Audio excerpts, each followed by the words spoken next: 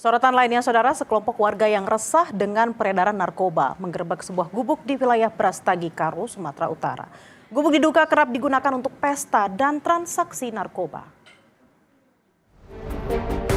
Warga bersama relawan mendatangi sebuah gubuk yang berada di tengah lahan kosong di wilayah Brastagi, Kabupaten Karo, Sumatera Utara. Mereka resah karena gubuk ini kerap digunakan untuk penyalahgunaan narkoba. Saat warga menggeruduk, sempat terdapat seorang pria, namun kemudian kabur. Warga juga menemukan sejumlah alat pakai narkoba di lokasi. Warga dan relawan resah dengan maraknya peredaran narkoba. Mereka sebelumnya sudah berusaha meminta bantuan polsek terdekat untuk ikut mendatangi lokasi, namun tidak ada respon.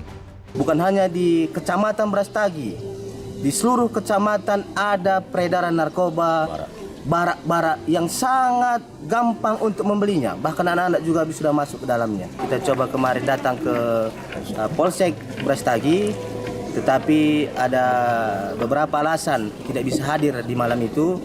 Jadi kita coba juga untuk menelpon call center 110 Polres Tanah Karo, sama juga ditunggu-tunggu tidak hadir. Usai mendapat informasi dari warga, polisi langsung mendatangi lokasi dan memusnahkan gubuk tersebut.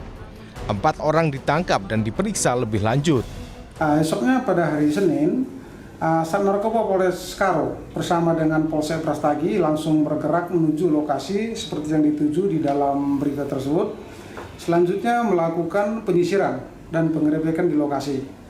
Dan di lokasi ada ditemukan beberapa barang yang diduga mungkin ada berkaitan dengan sisa-sisa penggunaan narkoba. Selanjutnya terhadap lokasi tersebut dilakukan pembakaran, dirusak, selanjutnya dibakar untuk menghindari jangan dijadikan sebagai tempat penggunaan narkoba.